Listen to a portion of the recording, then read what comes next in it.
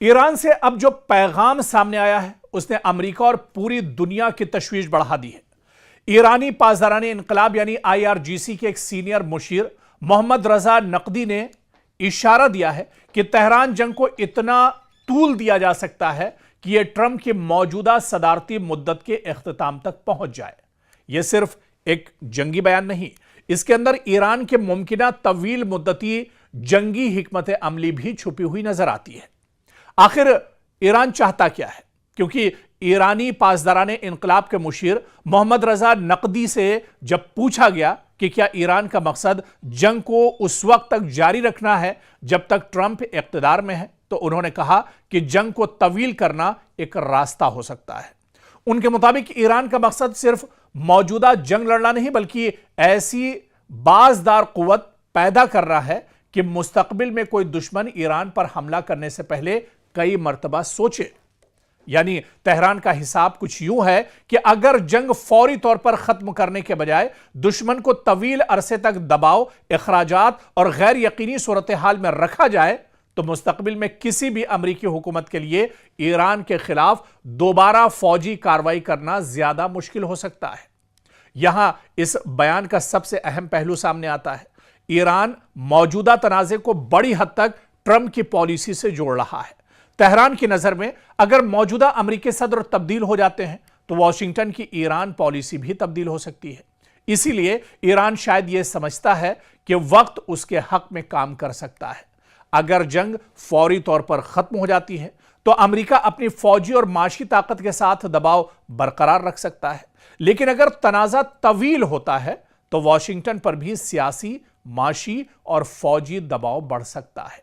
यही वजह है कि ईरान के मौजूदा बयानात में सिर्फ हमले और जवाबी हमले नहीं बल्कि तवील मुद्दती मज़ाहिमत का तस्वुर भी नुमाया है। क्योंकि यहां एक बात वाज़े करना जरूरी है, ईरानी मुशीर का बयान यह ऐलान नहीं है कि जंग लाजमन 2029 तक जारी रहेगी। यह एक मुमकिना हिकमत अमली के तौर पर पेश किया गया है और जमीनी सूरत हाल भी इंतहाई पेचीदा है।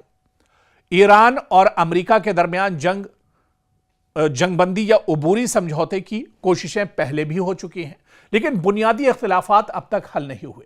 ईरान और अमेरिका के दरमियान जौहरी प्रोग्राम, पाबंदियों, जंगी कार्रवाइयों और अपनाए हुर्मुज जैसे मामलात पर इख्तिलाफ लगातार बरकरार है और रिपोर्ट्स के मुताबिक हालिया मुज़ाकरात में भी कोई नुमाया पेशरफ्त नहीं हुई, जबकि ईरान ने अपनाए हुर्मुज को दोबारा खोलने के लिए अपनी शर्तें भी रखी हैं। क्योंकि यह सिर्फ ईरान और अमेरिका का मसला नहीं है।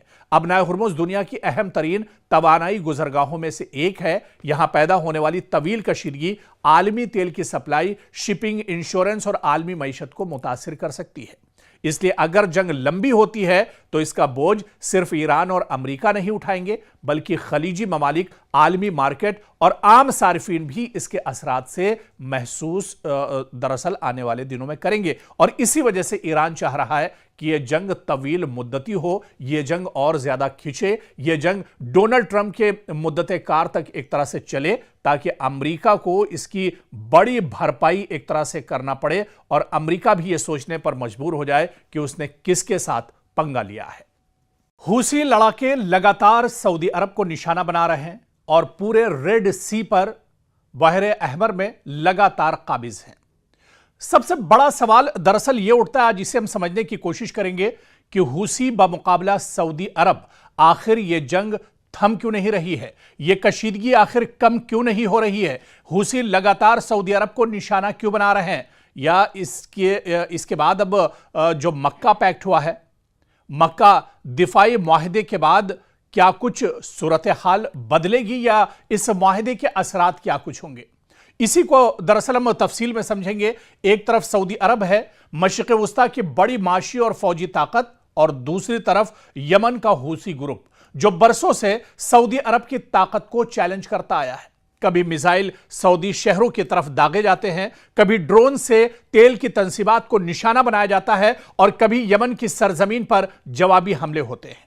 और अब जब खित्ते में पहले ही ईरान, अमेरिका, इजराइल और खलीजी ममालिक के दरमियान कशीदगी इंतहाई हसास मरहले में है, हूसियों और सऊदी अरब के दरमियान महाज दोबारा गर्म होता दिखाई दे रहा है। तो सवाल यह है कि आखिर सऊदी अरब और हूसियों के दरमियान असल तनाजा क्या है, असल लड़ाई ये क्यों है, ये कशीदगी क्यों बरकरार है, और सबसे अहम सवाल ये कि मक्का मुकर्रमा में सऊदी अरब, पाकिस्तान और तुर्किया के नए मुश्तरका दिफाई मुआहदे के बाद क्या हूसियों के लिए हालात मजीद मुश्किल होने वाले हैं। दरअसल इसी को तफसील में समझना होगा। और हूसी दरअसल यमन का एक मुसल्लह और सियासी ग्रुप है जिसने गुज़िश्ता बरसों में यमन के बड़े हिस्से, खासतौर पर दारुल हुकूमत सना और शुमाली इलाकों पर अपना कंट्रोल कायम किया है।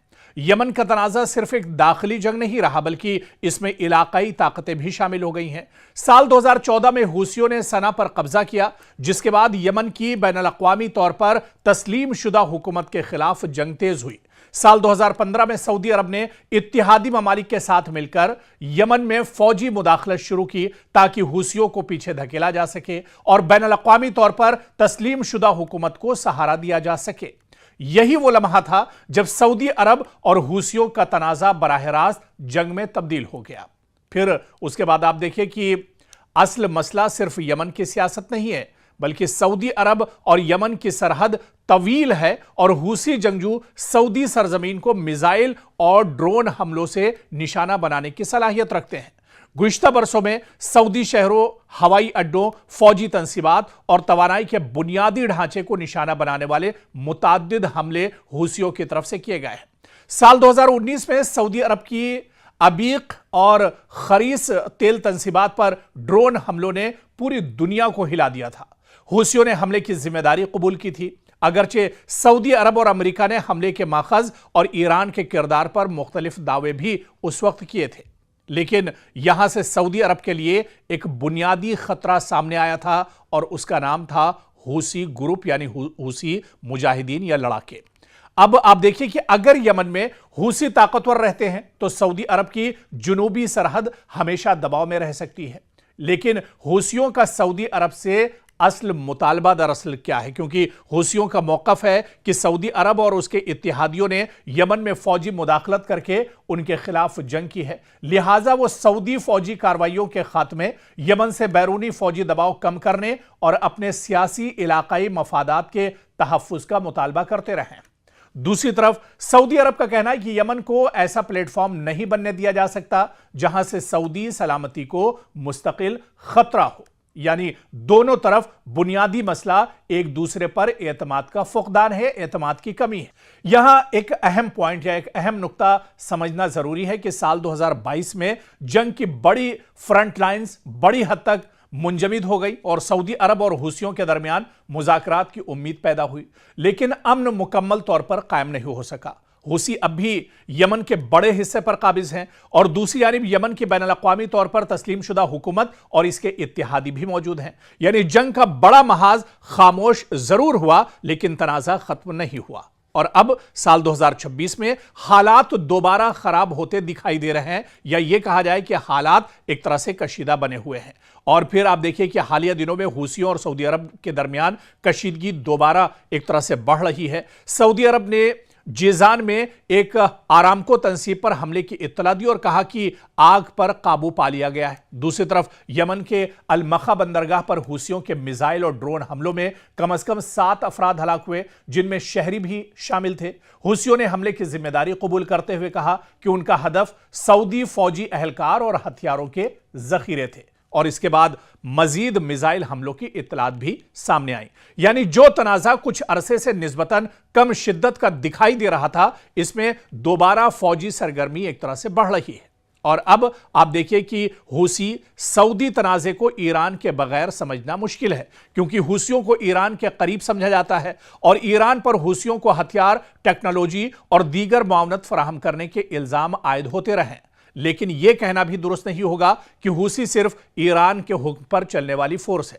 हूसियों के अपने सियासी, इलाकाई और यमनी मफादात हैं। ताहम सऊदी अरब के लिए यह मसला है कि अगर ईरान के साथ उसकी कशीदगी बढ़ती है तो यमन का महाज भी दोबारा एक बड़े इलाकाई तनाज़े का हिस्सा बन सकता है, खासतौर पर ऐसे वक्त में जब पूरा मशरिक़ वुस्ता पहले ही शदीद कशीदगी का शिकार है। और अब सबसे अहम सवाल कि मक्का दिफाई मुआहिदे का क्या बदल सकता है या इससे सूरत हाल बदल सकती है? क्योंकि 7 अगस्त को मक्का मुकर्रमा में सऊदी अरब, पाकिस्तान और तुर्किया ने मुश्तरका दिफाई मुआहिदे पर दस्तखत किए। इस मुआहिदे की बुनियादी शिक के मुताबिक तीनों ममालिक में से किसी एक पर मुसल्लह हमला, तीनों पर हमला तस्वुर किया जाएगा, जबकि दिफाई ताउन, तरबियत, इंटेलिजेंस और फौजी ताउन को भी एक तरह से बढ़ाया जाएगा। यहां एक बात समझनी बहुत अहम है कि यह मुआहिदा बराह रास्त हूसियों के खिलाफ जंग का ऐलान नहीं है, ना ही इस मुआहिदे में हूसियों को बाकायदा दुश्मन करार दिया गया। लेकिन इसका मतलब यह जरूर है